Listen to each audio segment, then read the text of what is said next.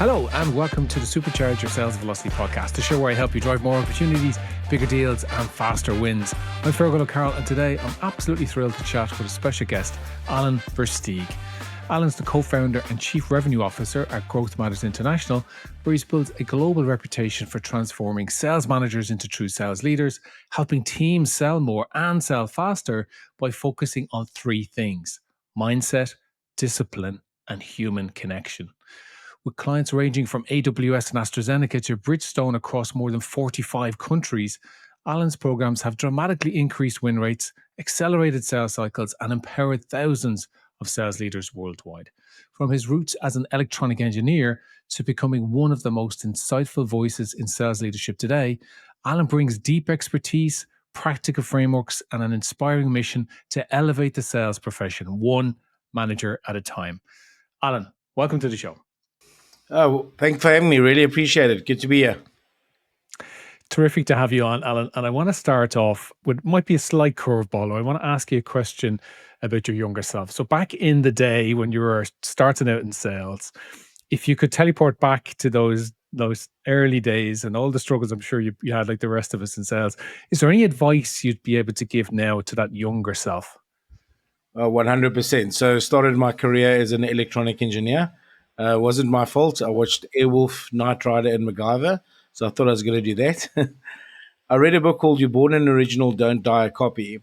And it said if you passionately hate what you're doing for more than 2 weeks, you need to stop because you don't live once, you die once.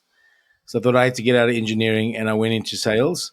I hope your guests don't drop off now, but got fired from my first 4 sales jobs. Your first 4? Yeah, the first 4. And obviously my family all going, go back into engineering. You know, that's sexy. I'm like, I just don't enjoy it.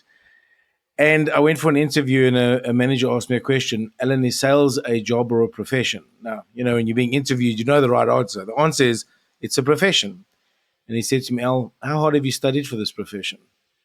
And kind of I started to have the penny drop. And he said to me, Alan, sales is the worst paying lazy job and the world's best paying hardworking job. But you got to treat it like a profession. And like all professionals, doctors, lawyers, we practice. And sales is an ongoing practice. So you need to study. So I said, what do I study? He said, if you commit to reading books on psychology, I'll employ you today. So if I go back to that younger self, it would have been realizing sooner that if it's a profession, it's something you're always practicing, you're always developing, and you're treating it as such. You're not just hoping you got some skills. You develop it continuously as a profession. So that'd be the advice I'd give my younger self just a little bit sooner. Luckily, I got it soon enough, not on my 5th firing or 6th firing. So yeah, that was the advice I'd give myself. That's interesting. I was thinking about that, what I do myself. And I was a bit like yourself. So I wasn't sales born. I was in tech first and then ended up in sales. And when I was eventually was in what I'll call pure sales and surrounded by pure sales background people, I had a bit of imposter syndrome because I felt I'm not in this camp, because I'm coming from a technical background. And all these individuals here, maybe 10, 15 years of pure selling, whereas I was mixing it up with delivery and other things. So that was one thing. But to your point there about reading and learning, I wish I had read a lot more back then, because I'm sure I read a couple of sales books, no doubt, over the time, but very little sales coaching was going on at that stage, right? So my sales managers weren't giving me any coaching. And I was reading books and probably taking little bits and pieces for different parts of the sales cycle from those books, but I had no framework. I had nothing really to guide me. And looking back, I could see my colleagues were the same. None of them had any real framework. They had experiences that they would bring to their own sales cycle. Tell me a little bit more then about how you've developed. So you're reading psychology books, right? They weren't even necessarily what you might call sales books, right? So how did the psychology help and how did you translate that into the sales world? It's so interesting you say that because initially I didn't understand why I was reading about psychology. And then when you understand the brain, you understand human behavior, you understand persuasion, you start to learn these traits. But as you said, the learning curve is much longer than it needs to be because you don't have a framework. I often say with sales coaching, most managers are getting it wrong because they're not coaching against something. The beauty with the framework is it allows you to accelerate your reflection cycle and your coaching cycle because you know the pigeonholes of what good looks like. So back then I didn't. It was really a lot about how does the brain respond to messaging? What are people looking for? How do you actually build rapport in the brain? So I got very, fixated with the brain, a bit of a brain nerd. Still read about 60 Right. books a year, mostly on sales and psychology. But to your point, I think it was still giving me guidance. But as an engineer by trade, my brain was looking for the framework. So I think you can accelerate learning when you have good framework, you're coaching against that framework, and then you develop from there. So in the beginning, it was more just stumbling through and reading and figuring out the profession of selling. Yeah, I get it. I know you've talked about sellers being or should shift really from being sellers to being guides. And I think if you even used the phrase Sherpas, I'd love to know a Yes. bit more about that. What's your thoughts around that? So the underlying principle for me is that selling won't help, but helping will sell. And when we realize that the top performing sales professionals sell with noble purpose, we realize that we have a lot of guidance we can give our customers. When we're selling something for the 15th time, or the 50th time, or the 500th time, someone might be buying it for the first time. So we don't value the fact that we're the Sherpa. We've been up and down this mountain many times, and we can be their guide. So what I tend to see in the mindset of many salespeople, almost like we're doing selling to the customer, as opposed to, hey, let me show you the way up this mountain. I know it's scary, but I've been here before. And make the customer the hero of the story, but you're the Sherpa. And so if you see salespeople give themselves agency to be guides, because they don't realize that all of that selling they're doing comes with a lot of experience. We're exposed to a lot of failure, a lot of successes, a lot of what works for customers, doesn't work for customers. And we have to take that insight and that knowledge and bring it into the sales conversation because that's our actual value. It's not the transaction at the end of the journey, it's the Sherpering up the mountain. Yeah, that makes a lot of sense. And this probably leads into coaching, right? So if you're in a sales management role, you need to coach your sellers in this manner.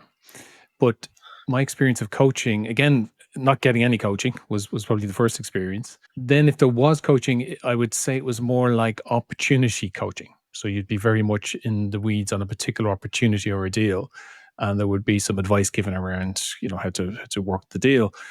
But I never had any of that higher level coaching. And I know your focus is on significant coaching from sales managers to their teams, but give me a sense of what that looks like because I think it's probably a lot more expansive than people think. It's way more expensive. I'm going to do my best to keep this answer succinct. So let's start at the beginning. The problem hasn't gone away. We did a white paper about 2 years ago, over 800 managers assessed. Here's the punchline: coaching is mentioned as the most critical factor of performance improvement, yet it's the first meeting cancelled and the last metric measured. So it still hasn't become a culture. If we go back to early Xerox days of infield management, coaching was central to what they did all the time. The reason as well is that managers think they're coaching when often they're mentoring or auditing or editing. They're not actually coaching. And to your point, Fergal, that's so critical is what are you coaching against? If you're coaching an account, it's an account review coaching conversation. If you're coaching a pipeline, it's a pipeline review coaching conversation. But these reviews in a data driven world have become audits. It's really just trying to pull information from people as opposed to shift behavior. And we need to understand those nuances. If I'm coaching a deal, then I'm coaching against a deal framework. Your experience in account management or account planning, what are we coaching against? What is the framework against which we coach? Because then we can start to identify what the areas of improvement are. The other thing that's happened is with the proliferation of life coaching, some sales managers thinking that I need to counsel. And counseling is great, and being a life coach is wonderful, but that's not coaching the deal, the pipeline, the account, or the expectations. And it's knowing those nuances of what are you coaching against. And finally, the only reason you know you've succeeded is if the person you're coaching owns an outcome, because we are 8 times more likely to take an action we came up with. And that's where coaching is powerful. It brings people to their own blind spot, own awareness. They think about what they're going to do and then they do it. And managers need to be the GPS, not the driver. So often they're just hijacking that steering wheel. I'm going to show you the way. And even though you know the way, that's not how you help people learn. You've got to just GPS them in the right direction. And I think you mentioned mentoring there versus coaching, and I think they get muddled up. Coaching seems to be replaced by mentoring. So your manager is telling you what you need to do on a particular deal, and you'll take your two or three, pieces of advice and go off, but they're not. You don't own them. And they're ineffective for behavior change. They don't change behavior at all.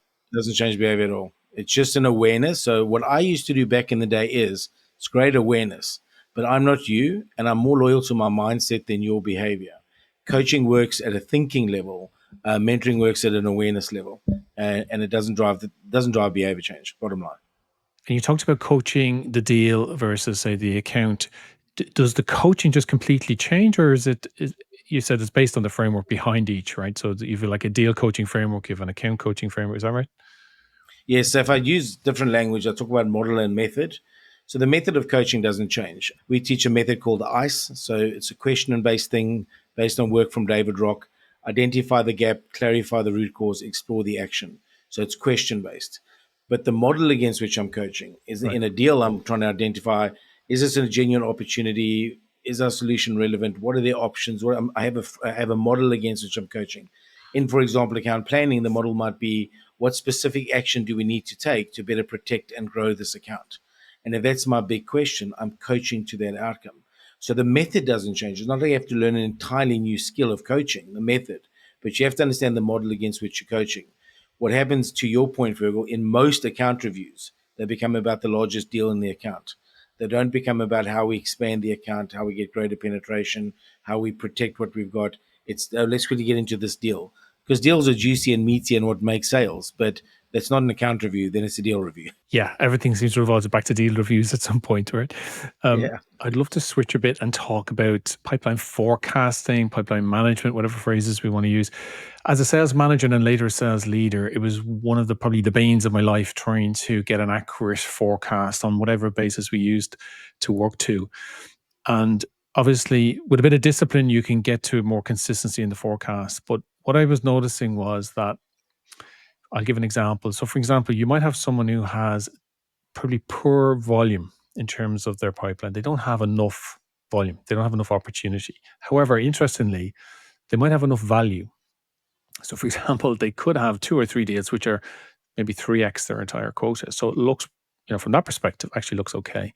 And particularly if you're in enterprise sales, it's not that unusual to have a fairly low volume of opportunities, each Mm-hmm. one being a big deal size. But what I noticed was because of that low volume, it tends to warp behavior. And even if the deals they have are not very healthy, I'll say, they stick to them because they've only got a few of those deals.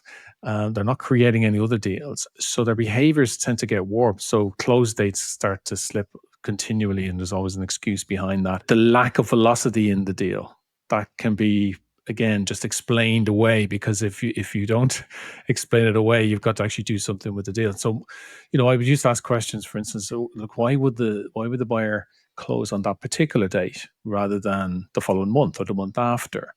And sometimes you just get tumbleweed response and you realize, okay, the close date here is a fiction. They're living in hopium. Now, my solution to that was often a closed plan where you'd start to work backwards and just look at all the different tasks and then try and get some momentum into the deal that way. But I'd love to Yeah. hear more. And I'm sure there's a lot to talk in this particular space. I'd love to hear more about your own thoughts in this area. Yeah, there's a lot to talk about, and you've touched on a lot of great points there. So I would argue, taking a step back, I think the big challenge is on the actual forecast review.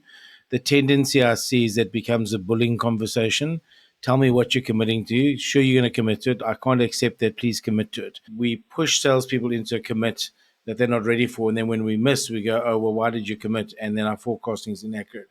But if we step back and look at forecasting differently, the number one question a forecast review is trying to answer is, what's at risk and what's our mitigation plan? And your mitigation plan comes from two areas. One is pipeline, one is deals. So pipeline is, if I don't have contingency in my pipeline, I don't have enough volume of deals, or there aren't deals moving, or something's not happening, then I can't find that contingency in my forecast. Then the other contingency is, if I know a deal is going to slip, what are the deals that I can perhaps move forward? So the quality of your deal reviews and the quality of your pipeline reviews and how you look at pipelines create accurate forecasting. It's an outcome. Yet most companies think if we just talk about the forecast often enough, we'll get good at this. And what we found with our clients, if we can do the deal reviews effectively and build a healthy pipeline, like you said, volume, velocity, value, and a healthy shape, then forecast accuracy goes above 95%, where globally I think the average is just above 50. So we're looking at the wrong end here. We're talking about the outcome as if we can change it. So wait a minute.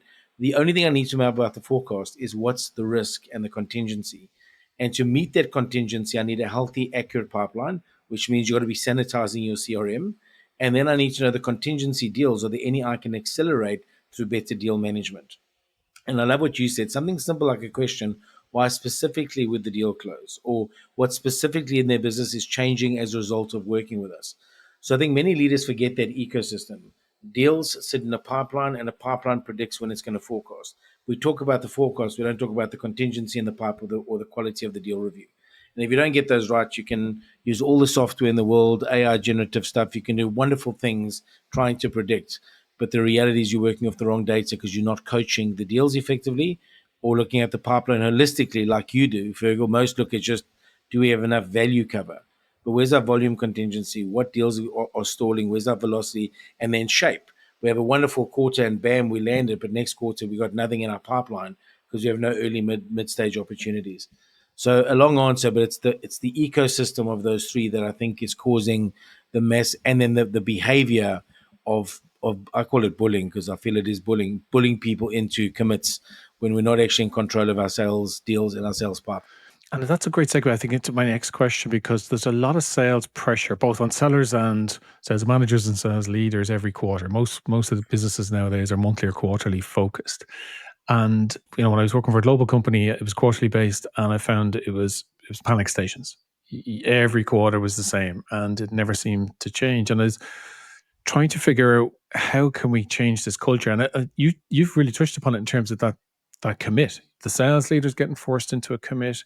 It rolls down to the manager, and then it's the seller. And we don't seem to be able to change that culture within corporations for certain. And even smaller businesses with purchase from stakeholders and shareholders and so on, investors, everyone's just putting pressure on the pipeline. And there's an element of, well, I've got to commit something here, because if I don't, then I'm in big trouble here.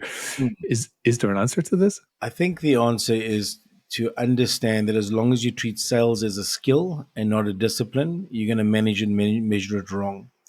I think Mark Weinberg said it, your pipeline is your lifeline. So what you really want to understand, your predictable sales revenue as an organization is based on creating a great, healthy pipeline with control of deals, like we've mentioned. But the tendency is, well, if we just push for the quarter, we'll get there. There must be a closing technique or some tactic or some pressure technique or something you can do to get the customer to commit. Or a discount. A discount, I mean, that's a big one. Or the pressure, prices are going up next quarter. There's a wonderful book by Matt Dixon called Jolt, where he goes, all of this stuff doesn't work, right? So I think organizational leaders need to step back and saying, if your approach was working, continue.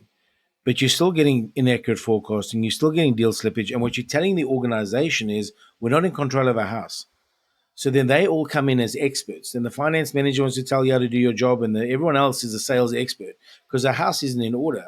And it's a behavioral mindset shift. If sales is a discipline, if we consistently practice the disciplines, we will choose the right deals in our key accounts to build a healthy pipeline to be more accurate at our forecasting.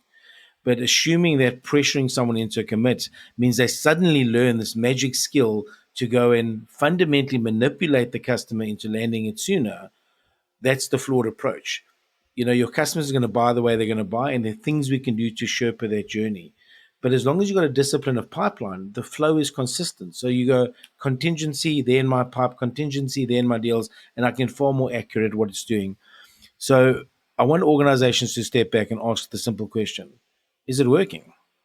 And if it's not working, then why would you continue doing it?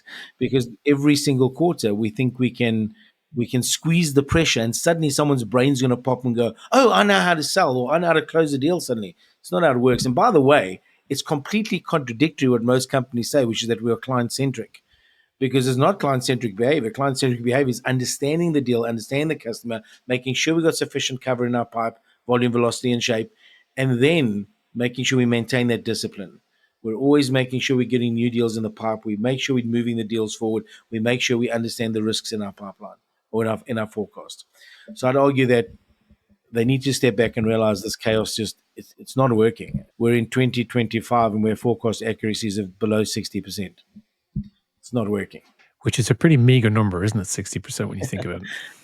I think the odds of winning it relates to something like 54. I mean, there's a reason for that. So Why don't we just Right. place a bet Right. and see how it goes? And some companies will brag, no, but we're really good at our forecasting. The reality is they're not. They're good at guessing where the number's going to land. That's not the same as knowing what deal's going to land on what date and why. That's control of your pipe. Getting this deal to not land and some bluebird fall out the sky. Hey, we hit our number. Well, that's not control of your sales ecosystem.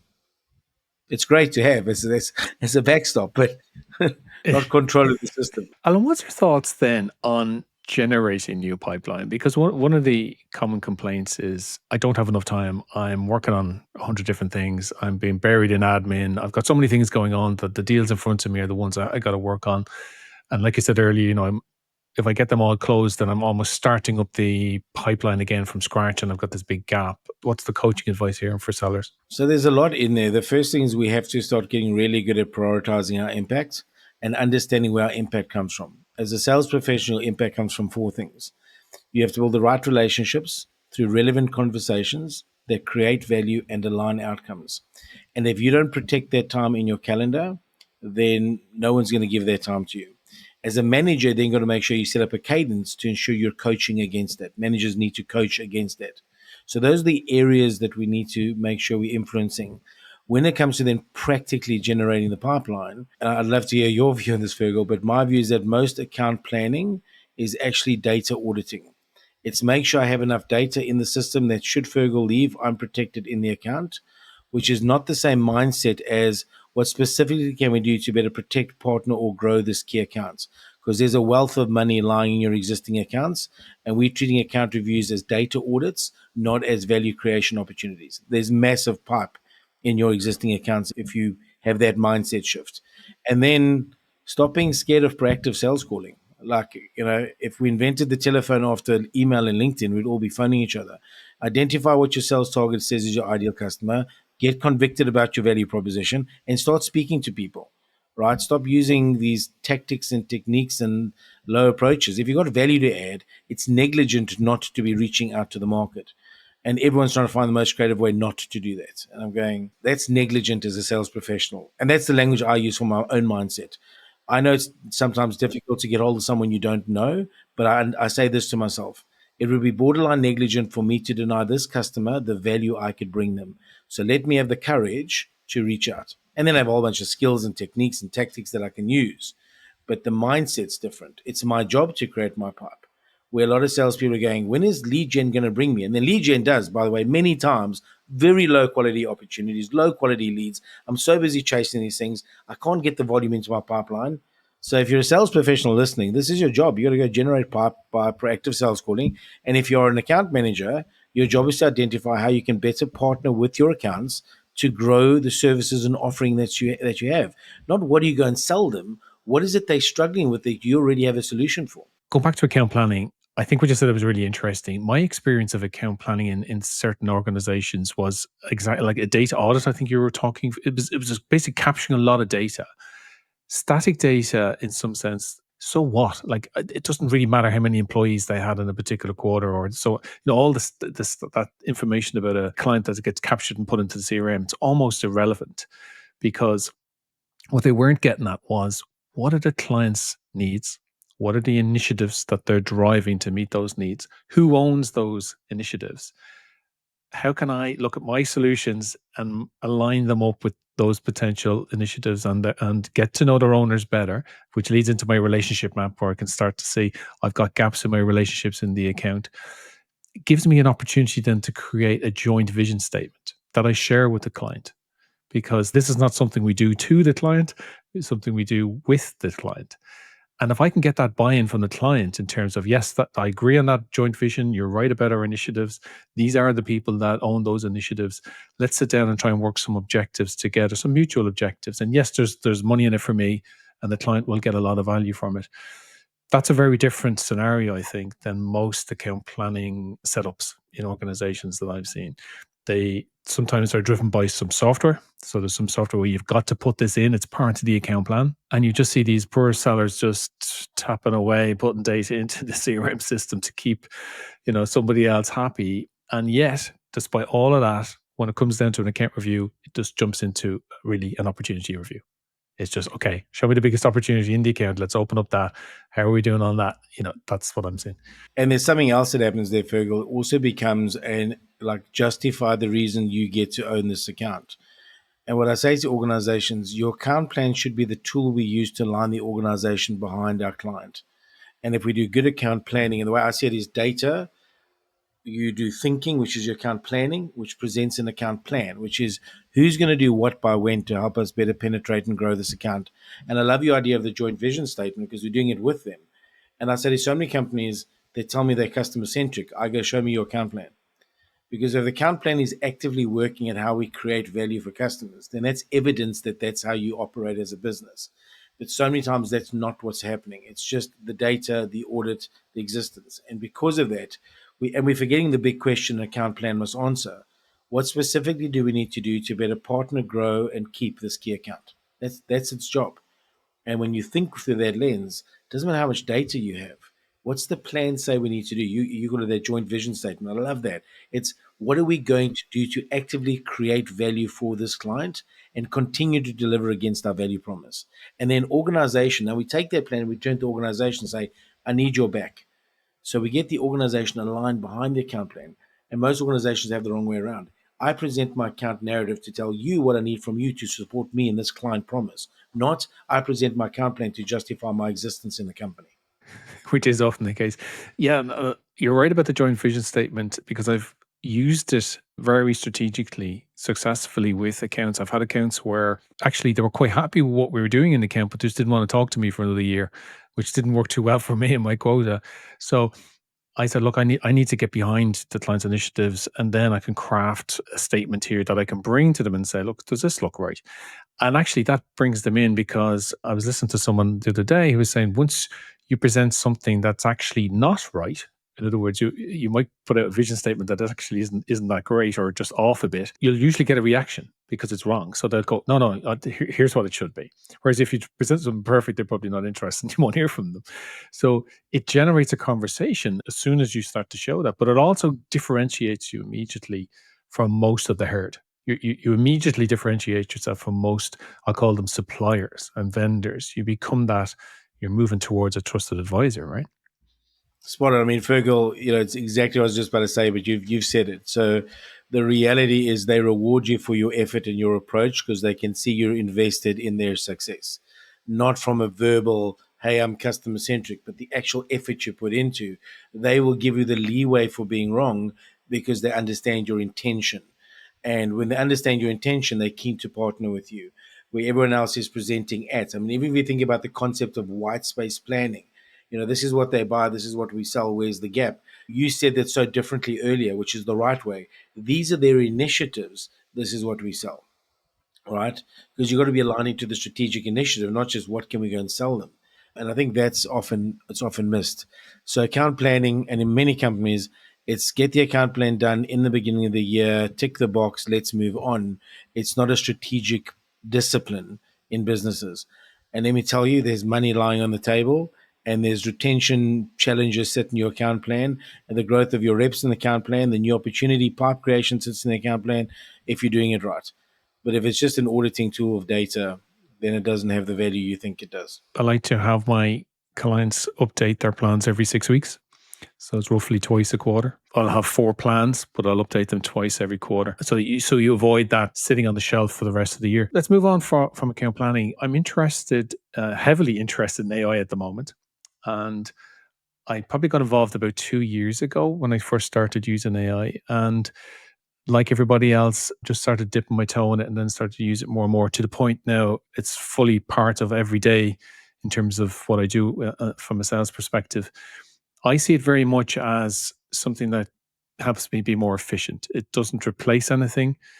It's just increasing my efficiency about what I get done. I can get things done faster, which means I have more time selling. I'm curious about your experiences. What are you seeing out in the market at the moment in terms of use of AI? I think there's three components I want to speak to. You've touched on one. So I think I leverage AI as a efficiency tool. So I think what we're going to be seeing in the sales world is that level of administration and reporting and data capturing is going to become far more automated and as a result far more accurate because right now the auditor is the accountant. So I tell the system what I'm doing. Now it's going to pick up through AI these things. So I think that's going to be a great one efficiently. I do use AI as an effective thinking partner. So when I'm trying to think through something or trying to think through a value prop or understand a client, the strength of my prompting gives me that thinking partner component. The third thing I think is going to happen with AI is there's going to be a reduction in trust of sales professionals. There's already a low trust of sales professionals, but now it's going to be, oh, is this person authentic or is this just really well scripted through AI? And what's always going to shine through Fergal is noble intent. Because the only difference between persuasion and manipulation is intent. When our desire is to Sherpa our customers, to help our customers, to guide our customers, to drive their initiatives, to do these things, we can leverage these tools, buys us more time, less admin, buys us greater insights, thinking partner. But when you're using it as a lazy mechanism to do sales, for the rest of history, regardless of technology, sales will always be the worst paying lazy job. You have to treat it as a profession and be professional with your intent. So I think what's going to happen is those that can build a brand, can do the co-creation. You said separate from the herd. The separation of the herd is going to become greater. Those that are abusing AI for laziness are going to just seem less trustworthy. And those where we can see the value are going to be leveraging AI to take the next kind of 5, 6, 10x step away from the mediocre crowd. That's interesting. I'm also seeing, remind me somewhat of the early days of the introduction of the internet and email. I'm that old that I can remember before then. And when I was in businesses and you could see, the internet was coming in, we had email for the first time, and they were locking everything down. You're not allowed access your Gmail. You can't search here. You can't go to that website because the IT teams just couldn't handle it. They didn't have the internal systems to secure their network. So it was just, okay, ban everything. And I think the next similar situation was when we moved to cloud. So we had all these on-premises systems and software, and all of a sudden everything started to move to the cloud, and people, oh, no, absolutely no way my data is going in the cloud.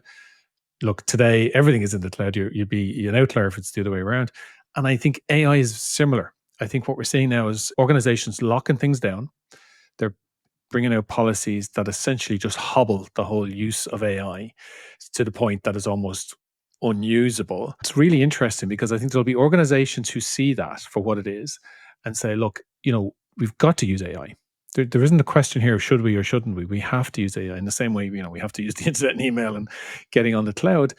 I see AI as exactly the same thing. And it's interesting. I think a lot of organizations are going to fall behind. They're going to lose those organizations who embrace AI, but embrace it in the right way. Use it as, I believe, an assistant and an efficiency driver, not replacing, your intellect and your thinking, your critical thinking. So your thoughts on that? And also, are you seeing any of that out there? Are you seeing those organizations which are locking things down, or are you seeing the opposite? Yeah, I mean, you're only getting me started on this point. I just want to say I love the way you've put that story together. I mean, that's exactly where we are. I'll take the story to a different angle, then I'll come back to your point. So in our children's school, they're not allowed to use AI. Okay, so let me understand this. The purpose of education is to prepare our children for the world they're about to enter, which is about to be proliferated with AI. But we're going to remove that technology from the schooling system so we can keep our current hierarchical system in place. So that's me off my soapbox. Are you kidding me? And I see so many organizations doing the same thing. Instead of identifying, yes, there's risk here. Yes, there's things we're going to manage. Yes, there's some people that might abuse it. It's coming. How do we leverage this as a differentiated edge? How do we find the right partners to unlock this? How do we get ahead of this curve? Because those that don't are going to struggle. I love your story because historically, let's choke the innovation before we let it breathe. And those that moved sooner, you look at the financial services industry worldwide, organizations now can compete with massive historic banks in the fintech space because they went forward with the cloud much sooner. They leveraged their cloud. They embraced it. So we're definitely seeing some companies just uneasy, uncertain, but some going, we're locking this down because I pay you to do X. And I'm going, but okay, that doesn't make sense because this isn't going anywhere. No one's going to go turn off AI. It's not happening. So I think there's a fear component, but more of a, like my view on the schools, like it's just ignorant behavior. This thing's coming, learn it. Leverage AI. It's not replacing me as a sales professional.